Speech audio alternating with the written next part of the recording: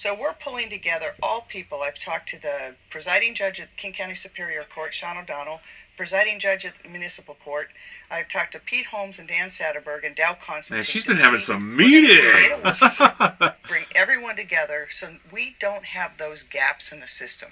And we can really determine, first, who are those people that really are a public safety risk? Oh, and how the do gaps. we make sure She that meant people we have not a in criminal prison. Justice intervention that addresses that public safety risk and has accountability?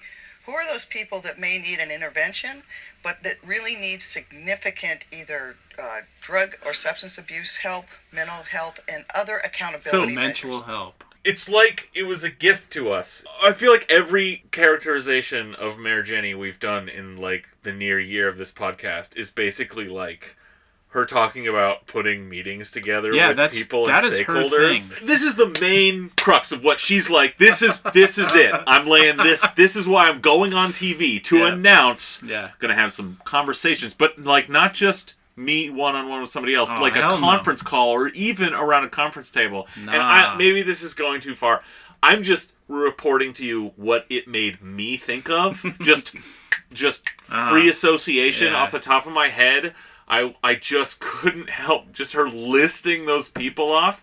I was just picturing them around the conference table in my head from that HBO film Conspiracy, where Kenneth Branagh is Reinhard Heydrich and Stanley Tucci is Adolf Eichmann. Holy shit.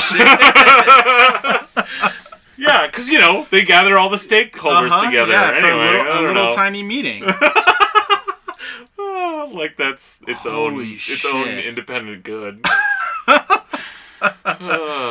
Well, it kind of sounded like her cadence was like she's making a little pizza pie. She's like, we got the Pete Holmes and the Dow Constantine.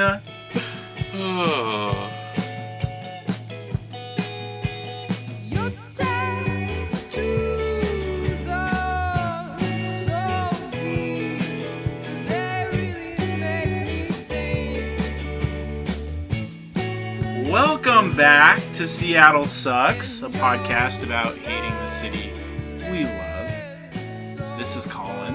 I'm aboard the SS Naiad.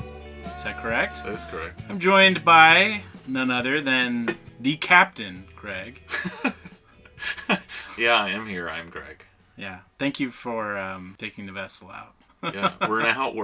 We're in the middle of Lake Washington. We are anchored somewhere off a certain island. We won't say which. Have you ever seen Lost World?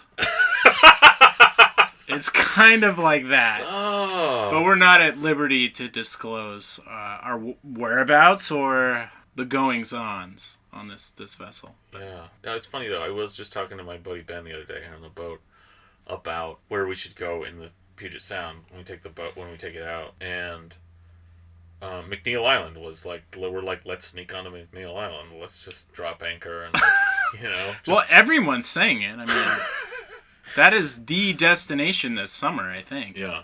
Perfect. So wait, what the hell were we just listening to? Someone had a really nice recipe passed down about pizza, I think. A political pizza. Processed pizza. It was like the Domino's tracker. We got to, see the pizza get made in real time. If that would get you a promotion at City Hall, that analogy alone. Just like, no, what if we could see the process on a public, like, dashboard? Hell yeah. Like, as it happens. How the politics get made. Oh, call it Sausage Factory. I've been wanting to pitch to you that we should start a new Twitter account that only comes up with ideas from the Innovation Advisory Council. Oh, I like this. And maybe this could be one of those. Yeah, Sausage Factory, the app. I like it. Seattle politics. Okay, so we were listening to Jenny. Oh, I don't even know where to start with this shit because so you all probably heard all 2 hours, every minute of our response to the Como shit stain made by the other Como shit stain. It's like when a shit stain leaves a shit stain, you get Seattle is Dying, the Como documentary. Is that shitception? Because I know you did listen to all 2 hours. You got to the end, where we learn. I don't want to spoil it, except. Well, we know you listen. Yeah. Oh, yeah. That's right. Everyone definitely listened to all 2 hours, so it doesn't matter that I spoil it now. Please pause this podcast and return to the previous episode if you did not finish it. Because the takeaway essentially is prison.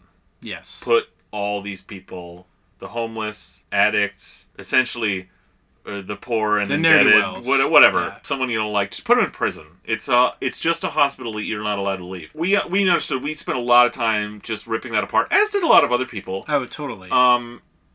This has dominated the conversation for weeks, and it's gone national to a certain degree.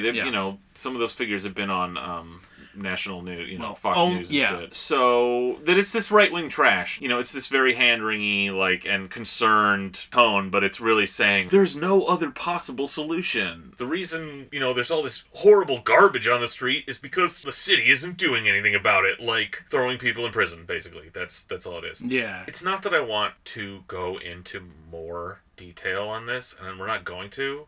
It's going to come up. Listen, if you are a Seattleite, maybe you've lived here your whole life, maybe you're new in town, but maybe you think of Seattle as a liberal, progressive city with certain values, and you think of our politics as being dominated by good, progressive liberals, and maybe, you even think of Mayor Jenny as a sort of bumbling, ineffectual, and incomprehensible good progressive liberal. Yeah. Let's not get carried away. But, maybe you think of her that way. Maybe you think about the Democratic Party a certain way. Again, good liberals who care about the world and whatever. And have the smart answers to things and are, just on the not dumb politics. The politics of not doing stupid things and getting the experts in and doing the right thing, whatever. Just highlight here. This awful right-wing documentary blows up.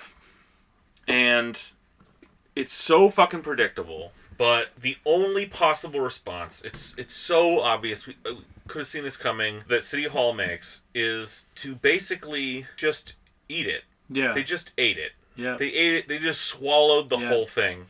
They said, you're right. Yeah, you're right. Also, our bad.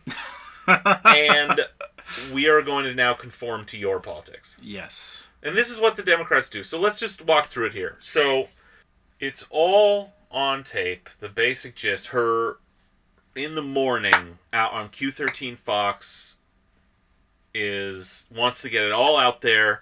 The response. This is reacting to a message. It's out there in the media. All this again. What we just said. Right wing shit that also offers nothing.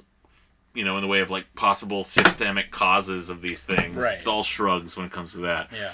But they're out there. She's out there. She's ready to hit back to respond anyway. In a full interview with Brandi Kruse on Q13. The city's soul is dying. Some people took issue with that title. What do you think? Is Seattle dying? This is her response, to is Seattle dying? Seattle's not dying. Look, it reminds me a little bit of Mark Twain when he was visiting Europe.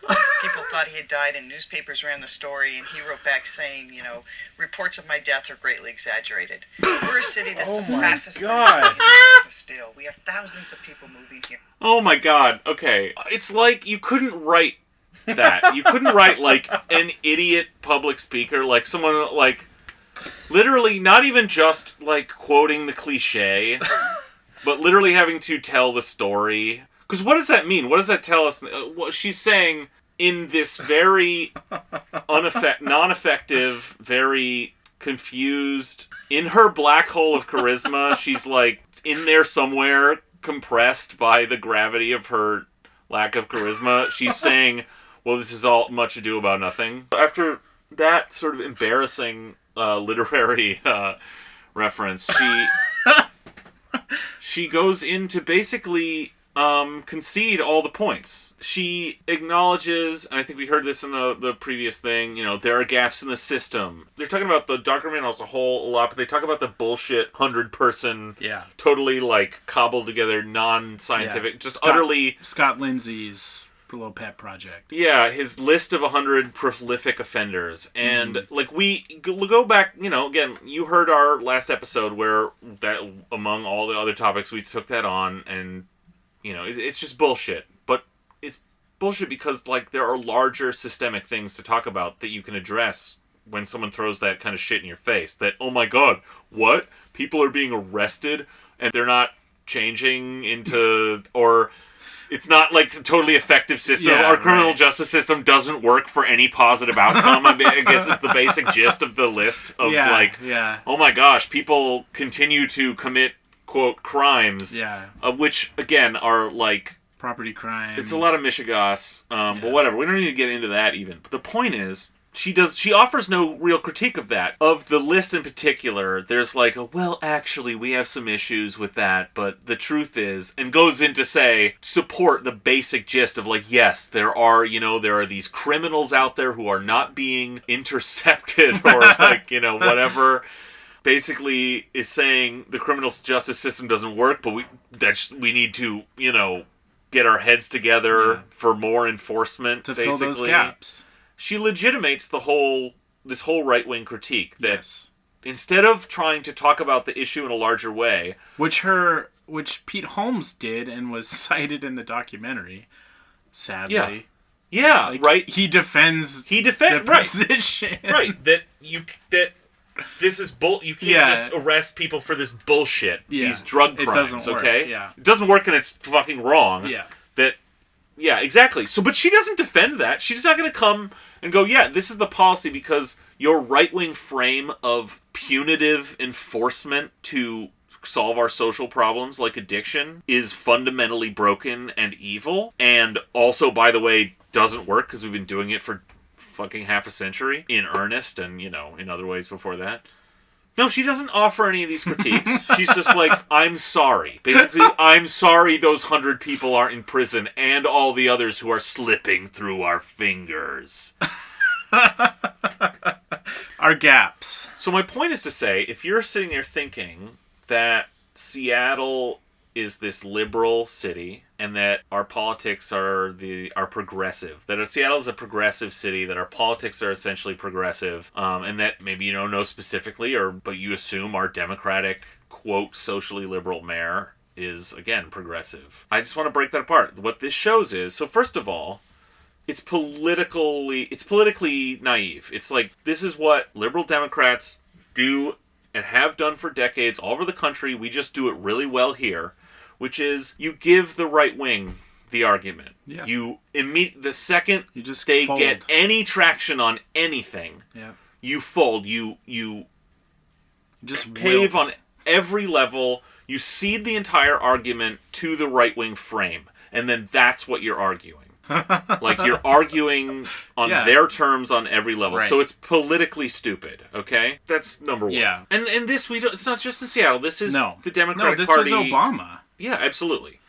Over and over and over again. And it's it's a strategy that goes back to, the 1980s. This is the New Democrats. But we don't need to get into all this. But this is stated. This is, in a lot of ways, stated. We'll get into it a little. They wanted to win back Reagan fucking Democrats and this, whatever. Right. That's a bullshit. That itself is a bullshit right-wing frame that the Democrats like Gary Hart and Bill Clinton ate up. Yeah, and the third whatever, way. This is the third way. The third way. Yeah. But it doesn't stop there. What you think of as Seattle progressivism and Democratic Party liberalism, it gets worse, okay?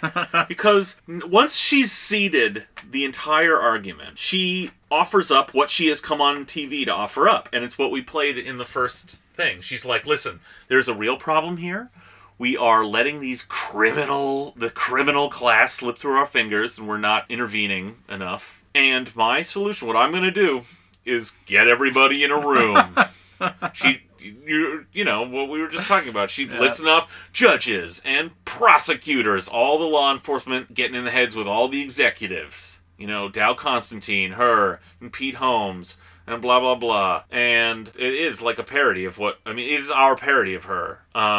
Yeah. Like, they're all going to get together in the Reinhard Heydrich Multimedia Amphitheater, and they're not going to cut a ribbon. Yeah, they're not going to emerge until they get a consensus. Or whatever.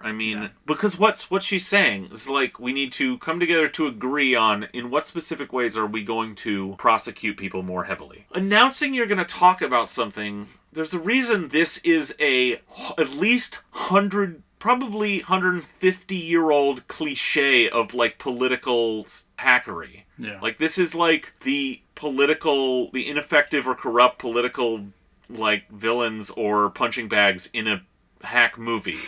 Like a blue ribbon commission. We're gonna get together and study the issue. This is the oldest, most exposed hack politics trick in the book. This is literally everyone knows by osmosis and just rational emotion that this is horseshit and this is no way to actually run anything or get anything done. This is who these people are. Well, yeah, this is her impulse. This is her big gun. That's where she goes. She came here to say that. Yeah. She really believes that the right minds meet in the Ted Bundy room. And why, right? Why? Why is it about getting the people together? Because this is so neoliberal, right? This is the wonk. This is the politics are not real, and if we get the adults in a room and keep the children out, the ideologues, then we can find our common ground. We'll find the smart solutions. Exactly. This is basically management training. Totally. This is risk avoidance. It's all about corporate management. Exactly. And I mean, sorry, before we go on, we talked about this a little bit before we started taping, but it feels to me like there's something cynical here too, potentially. As we've seen, all these commissions and groups and councils are formed and nothing ever happens, so it's hard not to look at this and go, okay, well, maybe this is just her essentially doing a customer service thing and saying, caller, I hear you. Yeah. I think that would, if she was an out-and-out right-winger, if she was a Republican, I would say that was the move. That's how I would interpret that. But for she's a managerial sincere. liberal, this is their politics, right? It's it's like what you said, get the experts in the room. But it goes nowhere in this town. It's produced nothing. That's how dumb they are, right? That's how dumb they are. They believe this. To the managerial liberal, you're getting together in a room to come up with the expert, smart solution, because it's about intelligence and management and solutions. Because it's not about politics. Because there's a political reaction to this. That's to actually announce what we need to do. And in this case, just, let's say, the 100 names or whatever, and the letting, repeat offenders slip through the cracks. There is a real position to take that she could say, we're going to do this. We're going to prosecute all these drug crimes more heavily. Or she could say, no, that's awful. That's, we're not doing this for a reason because it's stupid. On some gut level, I think it is a deflection, but I think it's important to understand that they really believe that those two things don't exist. There's a compromise in there. There's the smart. All they can see is, if there's two positions, those are the two most extreme positions, right? Doesn't matter where they really fall or how different they even are. Right. So in between, there has to be this centrist compromise position that if we just get, like you said, the adults in the room, then we get there. And the effect is just, I think she really believes this, but she's just, even to people who agree with her, to liberals in this town, it just does seem so ineffectual and hapless and stupid. Yeah, absolutely. And I think you've touched on something pretty profound there about her inability to lead. Yeah. Her impulse is to delegate. It is middle management style leadership. Yeah. Because just like you said, to facilitate. Her job, I thought, was to define the direction. But that's not how she's thinking about this. Again, what you're talking about is politics. These people do not, fundamentally down to their core, it's not just a strategy. They believe this. This is who the Democratic Party wanted to remake themselves like this, so they went out and found weird-ass people like Jenny Durkan over decades, and now that's who runs the party. People who believe in just facilitating ideas, you know? Like, who have no moral center, who have no analysis or politics about anything, who can't actually look at an issue and tell you something straight, not because they're deflecting, because they really don't believe anything. Right. She doesn't believe that that the drug war is this terrible thing and that we need to legalize all drugs. She also doesn't believe we should throw every, one strike, any possible undesirable element in prison. Right. She just thinks there's some compromise. There's some smart compromise. There's no morality in it. There's no analysis of oppression in there. It's all pragmatism. Right. If there's someone out there saying that the carceral state is an obscene thing that has put an absurd number of people in prison, which it has, because we imprison more people than any country in the world. Right. And then that just means that's the farthest extreme in one place. That's how all they define is by whatever the arguments are at the time. Yeah. Those must be the extremes. Totally. Because they just look at the window. They're the only people who actually fully internalize the Overton window. Okay. Yeah. Of acceptable discourse. They're not trying to move that window. No. They're trying to exist in that window. This is the result of if you're trying to find that middle ground between these extreme, what you think of as extreme positions, because they're the only ones you've heard of, and they're the only ones you're hearing out there. If you just define the entire moral universe as what's like in the conversation politically, right, and define as an axiom that whatever's a smart technocratic compromise in the middle of that is the correct answer. That is their theory of politics. Yeah. If that is the way you look at it, then in our current political, of the last generation, our current political moment where the left was stamped out and the right has been ascendant all this time, overall, what the Democrats and liberals like this have done is move the conversation to the right, because that's where this window was. It was ever farther right. So they just want to be in the center of whatever the window is. Yeah. They're going to just keep moving to the right.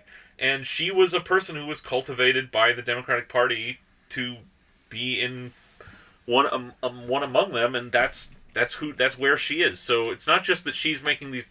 It's not just that individuals are making these decisions as each issue comes up. Her politics are where they are, because that's where the Democratic Party is. That's why she exists. That's why we know her name. Right. I think there's an element of something that Thomas Frank addresses in Listen Liberal here too, where these Democrats feel like they have captured the left as well. So they don't, because they know that the true left would never vote for a conservative ever.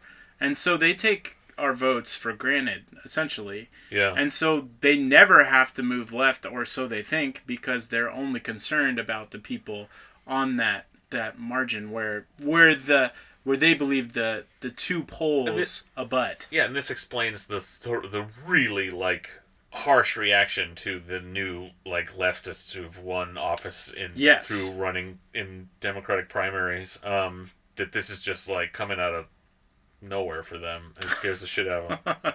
So politically stupid. Yeah. Actual policy is laughable managerial horseshit. Right. Yeah. A whole lot of nothing. So then you're asking yourself, okay, again, you're a Seattle liberal, this is a progressive city. You're asking yourself, but why can't they just be better? Why can't we tell them? Why can't they see this? Why don't they learn these lessons? Not just Mayor Jenny, but over time, and Mayor Jenny over her career, or someone else who could have run. Why is this the way it is? And we've touched on this a little, but the ultimate reason is that they are essentially conservative. Yes. Now, we've been talking about, them being centrists on inside this Overton window, the range of acceptable political discourse, okay? But we've said it's continually moved right over our lifetime. What that means is, again, all these people can see is whatever is in the conversation. That's how they define themselves, where they would put themselves on a political spectrum, as if whatever's in the conversation now is the absolute farthest right or left. If we're going to boil this down to a traditional left-right spectrum. But that's bullshit. There are historical and theoretical left-right extremes and everything in between. And as we've just said, this country's acceptable discourse has for a long time been well to the right of center. Yeah. We're a brutal global military fascist empire that, imprisons around the world, and a brutal police state that murders people for walking down the street and fucking incarcerates more people than ever, with a specifically racist tinge to all of that, okay? Yeah. This is a really shitty right-wing country. And the Democratic Party and people like Mayor Jenny, even though you may think of them as, nice Seattle progressives, again, they've defined themselves against, just what's been acceptable discourse over our generation. Now, it's opening up on the left now, but these people, this generation's already moved there. Yeah. They exist. Again, Jenny only exists as who she is because the Democratic Party sought out to turn more conservative on a number of very specific issues a long time ago. We were not going to get into the economic ones, though that was a huge part of that. Vocally abandoning the New Deal, turning fiscally conservative, caring about deficits, blah, blah, blah. But at the same time, they went tough on crime, specifically. And you get the crime bill under Clinton that all these, all the Democrats are for, in the presidential race now. We're talking, dredging up all this shit. Joe Biden, the things he said in support of that bill and other things, and that whole conversation in the 90s about it really reprehensible. And it's why we have all these people in prison now. Just an incredible number of people in prison. For nonviolent crimes. Huge numbers of them for, marijuana possession. Yeah. And largely these are people of color. Yeah. This is a specific, whatever the Democrats themselves, and I think there's a range. Whatever their intentions of going, I think they're just craven their original move to the right. But the effect that the state, our white supremacist state, what it used that for, because they essentially collaborated with Republicans on on introducing this new harsher criminal justice system, this new more punitive criminal justice system, new laws that made it easier to prosecute people and put people away for way longer. In most of the rest of the world, a life sentence means 25 years, and it's literally impossible to keep someone in prison longer than that. Yeah.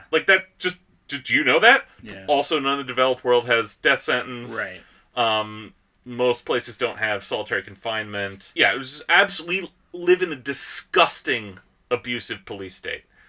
And again, we're talking about largely people of color here because by collaborating with the Republicans on this, with the fucking South, and the racist white supremacist element, to whatever degree the Democrats were also that's how it was used. It was used to oppress basically black communities. Someone like Mayor Jenny comes from that. The Democratic Party cultivated people to be that. They were like, we need to be tougher on crime. That's the way there's not going to be another Ronald Reagan. Whoops, didn't matter. I mean literally they still haven't learned. That's so 8 funny. years later, George, after finally this strategy won in, 4 years after the crime bill, George W. Bush was elected. Fucking idiots. People like Jenny were cultivated, meaning they were grown in a lab. Yes, they were. She was assembled in a lab, I'm pretty sure. She is a prosecutor. Yeah. She is a cop. She is the kind of person they went out looking for to grow to attach, to get them in the system, to grow them in their career as Democrats. They did this all over the country, and prosecutors was the thing. We want to get these people in. We want to help them run as prosecutors and develop these bona fides as tough on crime by throwing the book at everybody who came into the system. And this has been what we talked about this last week. This is what we do in this country now. And this, in large part, is due to the Democratic Party's turn on this in the 90s. This, for specifically craven political ends, which they admit over and over again. In order to win, We need to show ourselves to be tough on crime. So they cultivated all these people. Kamala Harris is running now for president and is a possible frontrunner because she's got a lot of the Democratic Party support. She's another person like Jenny Durkan who was groomed for elected office as elected and appointed prosecutors. Jenny Durkan went the federal route. She was a federal prosecutor appointed by Democrats.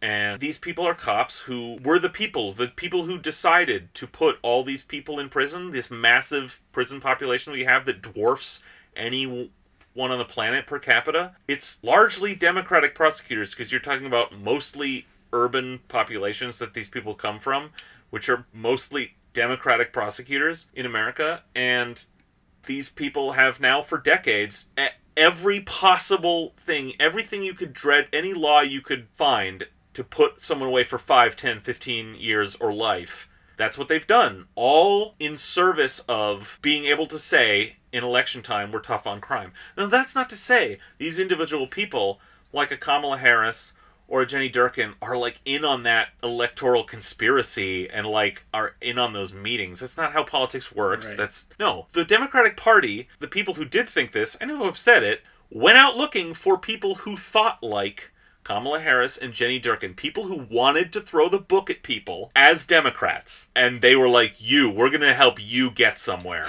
Okay? And now Jenny Durkan is mayor of Seattle. And if the world continues at its pace, we may see a President Kamala Harris sometime in the future, having not ever denounced her role in incarcerating enormous amounts of people in California. And even after courts demanded that they release a bunch of people, demand that they all stay there because California needed their cheap labor, their $1 an hour labor. Whatever. Cool. That's the kind of people we're talking about here. Yeah. This is what the Democratic Party is. And Seattle's no different. Just how galling is all this, is her saying this, if you think about the fact that there are people out there in America today working hard politically, activists and other politicians out there trying to change the conversation on dismantling our punitive carceral system that incarcerates people at an absurd rate. Mm-hmm. There are people out there doing that work, and here is Jenny Durkan in a perfect opportunity, an elected Democrat in supposedly progressive Seattle. Right. And no, she does not take that bait. No. The thing is, ultimately, Seattle is very liberal. That just doesn't mean what you think it means. Right. Liberalism can mean a lot of things in a lot of contexts. At its base, it just means republicanism and free trade. So that sounds like the third way to me. Add to that whatever you want. Yeah. In whatever political context. How do you come back at this? And I mean, what you may say is, well, yeah, but in Seattle, okay, we may have, and Jenny may have, and we as a city may have some of these blind spots here, and maybe she's not perfect on this issue, but socially liberal. She's steadfast in support of, like, LGBTQ issues. It is I think, undeniably good thing to have LGBT people represented in positions of power, whereas previously, at least out people were not able to do that, and this is a step in the right direction. I'm not going to use the word progress, but because it's not progress, it's a political fight that has been won and is being won slowly. Yeah. It's not something that's guaranteed. It takes someone working for that. Mm-hmm. And, whatever Durkan's personal record and, her personal sort of biography, the Democrats just they don't have any of that stuff to stand on either. Okay, so I've been theoretically talking to some Seattle liberal progressive. If you're on the younger side, if you're our age or younger, you may not, depending on if you're a little younger than us, maybe you weren't necessarily paying a ton of attention until after the 2008 election. Mm-hmm. Maybe you don't remember that the last Democrat who won the office of the presidency in an election, one Barack Obama, ran for president the first time as a Christian who was against gay marriage, sort of tepid on LGBT issues in general. Yeah. Of course, going any farther back than that, and really the Democrats are absolutely against all that stuff. The Defense of Marriage Act, Clinton was against all this, also did Don't Ask, Don't Tell in the military, which set issues back. So Obama came around in 2012. Hillary Clinton in 2013, and finally, and then you say, yeah, but now we have this gay-friendly country. Well, that's only because of the Supreme Court finally did something. These Democrats didn't actually do shit. The Supreme Court stepped in, and that only happened because the mood of the country had drastically shifted over decades. Yeah. And the last few steps were the highest-ranking Democrats finally coming along. But the Democrats didn't do shit to make that happen. That was a 50-year project of gay rights activists that moved this conversation, usually in opposition to almost all Democrats everywhere. Even Dianne Feinstein, who is still the 1,000-year-old senator from California. She was mayor of San Francisco. Yeah. She vetoed the domestic partnership provision. Some bill in the city council that would have allowed within the city visitation rights stuff, all that sort of discriminatory, or maybe probably because it's just a city, it probably didn't sort of ameliorate all those things, but in a lot of ways. Anyway, whatever it would have done, it was very symbolic, and it passed in the San Francisco City Council, and she vetoed it. Now today, almost 40 years later, well, if you look at her record recently and the stuff she'll have on her website, she'll talk about, oh no, she's a staunch defender of LGBT rights. Now that they are basically enshrined in law and all the country agrees with them. It's easy. But she didn't. She came along in very small steps, despite literally being from the capital of gay America. Okay, so these are the people we're talking about. They're status quo. Yeah, they're not moving anything except to the right. Only when the culture changes around them will they go and then take credit for that change. There are still Democrats in the House of Representatives today who are pro-life. And the Democrats will say, well, that's the only way we can keep that district blue. To which you got to say, well, then what's the point? Like, if these are basically just Republicans who are playing this little game of running, Yeah. But that's the Democratic Party. Well, maybe they've finally realized what conservatives have realized, which is that the legislative branch doesn't actually exist, and the only thing that matters is the judiciary. Yeah. I mean, all they care about is... the people who run the Democratic Campaign Committee, right? So the DCCC, for example. It's people keeping their jobs, Yeah. It's like, listen, because there are those pro-life Democrats in the House, Nancy Pelosi is Speaker of the House. It's just about people keeping their jobs. That's to the extent to which Democratic Party is even a party, okay?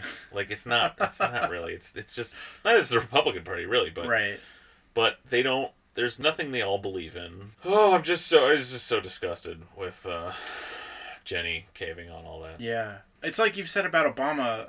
They're going to call you a socialist no matter what. Why do you keep moving to the right? Yeah, so it's all those things in... The answer is all those things in combination. Well, exactly. I know. It's ultimately, it's frustrating. She is a conservative who thinks she's a manager. Yeah.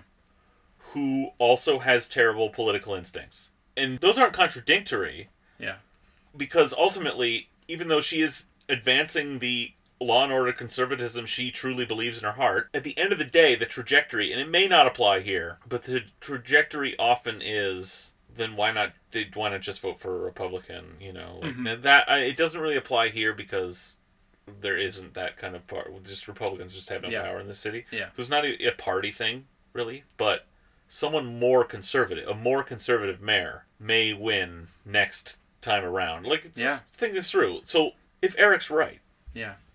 We talk about this in our special Patreon-only drop, but if Eric Johnson of Como is right in that a sleeping giant has been awakened, if that's true, and that has electoral consequences, it's not going to be a Republican elected. That's not even on the agenda. Right. But Jenny may find herself running against a much more conservative opponent who is ultimately saying things that she has backed up, who's running on stuff like the points in this Como doc, right, that Jenny won't have a leg to stand against because she will have implicitly or explicitly endorsed the same fucking thinking. Yeah. And will have to try and cut a nuanced line between the but I am slightly I agree with all the same premises. Yeah. I agree all our problems are the same. I agree all the causes are the same.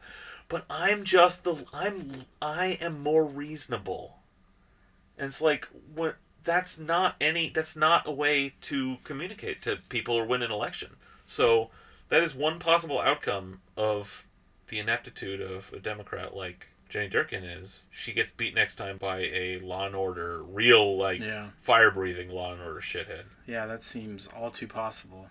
Okay, well, I think we've kicked poor Jenny enough for one episode, but I thought we could maybe examine no city council for old men. Before you start the clock, could you stop it for a second? It's real discouraging to come up here and see all the heads down. It's like... Sir, you're on a 2-minute timer here, so let's go.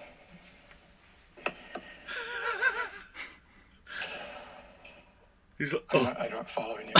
You're on a 2-minute timer. Could you start it over, please? No, we're not going to. Just go ahead.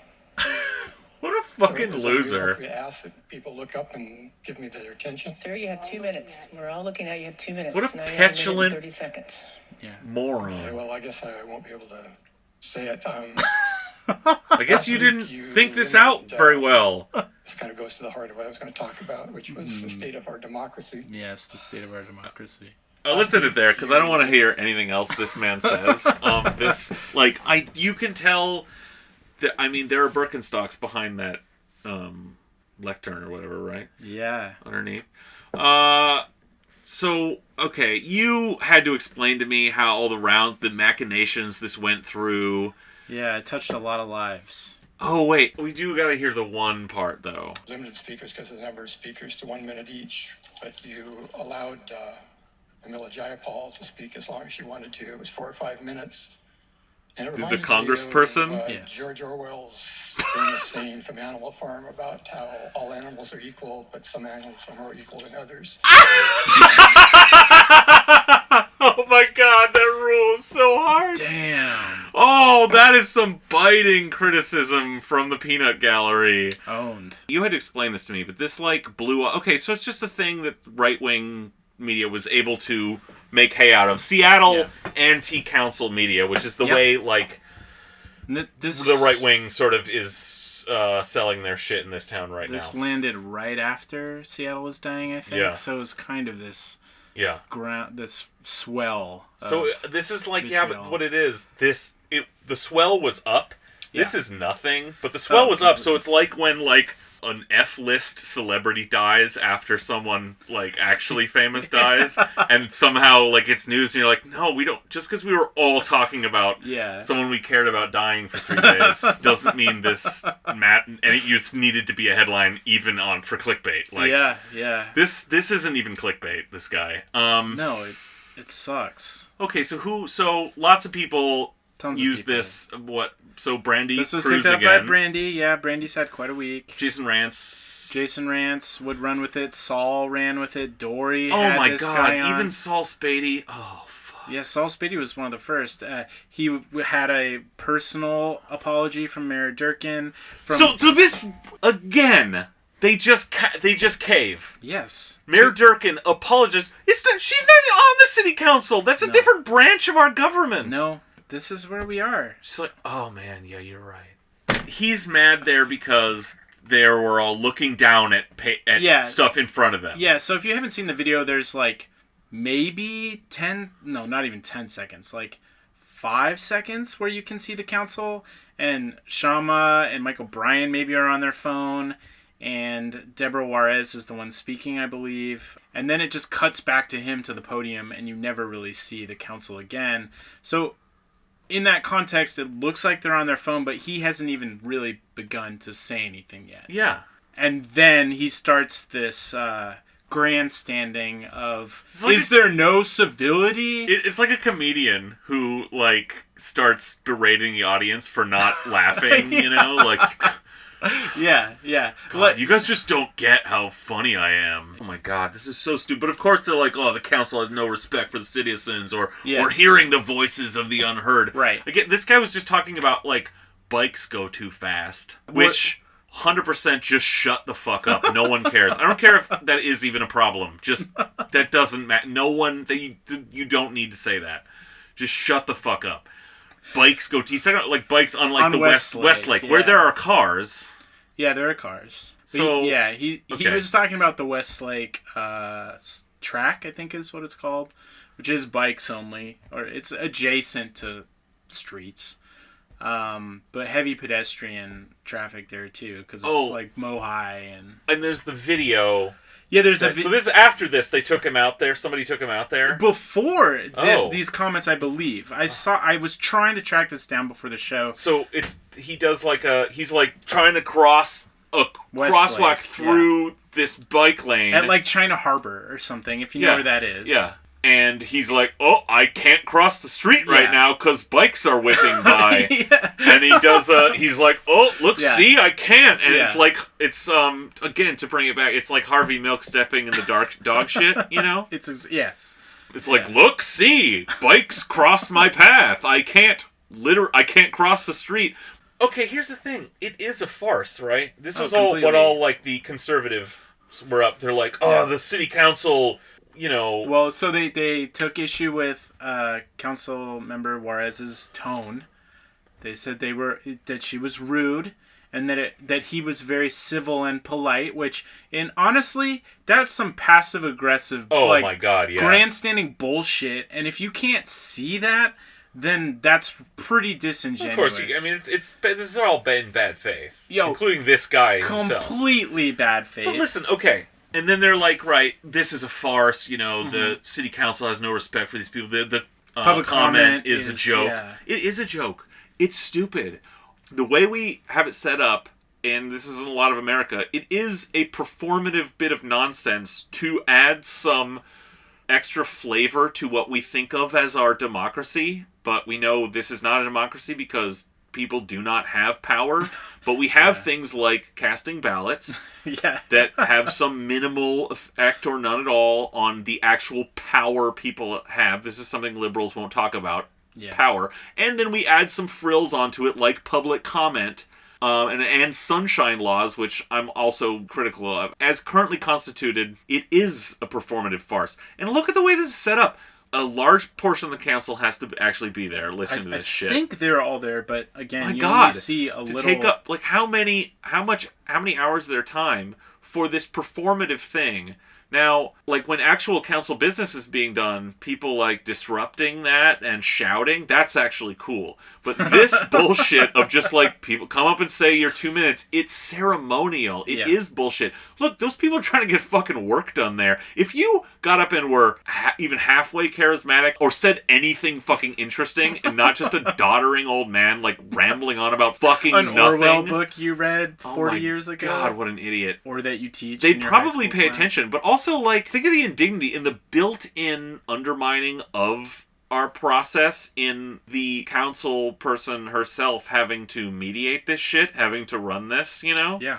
When it's only a 7 or 9? It's 9. 9-person legislative body to delegate to one of those people the need to gavel a public hearing that attracts just weirdos and nuts like this, and a lot of people in bad faith coming to grandstand. It doesn't work. It is stupid. We need other things that give people power and a voice, but it's like the problem is that a guy like this, like, he just came there to point out that some small thing he could have tweeted at SDOT, you know, and it would have had the same level of impact. Like, if they needed to know that a citizen was concerned about this particular traffic safety issue, like that's a more effective way to do that.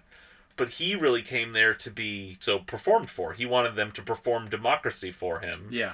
And everyone's long bored with that because it's obviously stupid. Okay, yeah, this has been Seattle Sucks. Thank you for joining us. We have 3 new patrons on Patreon that we would like to acknowledge. Thank you, first and foremost, thank you so much for supporting us. Ava Giselle, Roy Zuniga, and Peyton Smith, thank you so much. If you'd like to be cool like them and hear our sort of new weekly rundown.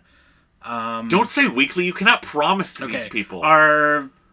There is exclusive content on Patreon that you can only get by subscribing to our channel at the price of a Starbucks latte nearest your home. Yeah, current market price. And you can find us on Patreon if you'd like to do that at Seattle Sucks Podcast, I believe. Yeah, it helps. Thank you very much. Thanks for listening. You have anything to say? No, we're done. Okay. Good night, everybody. Good night.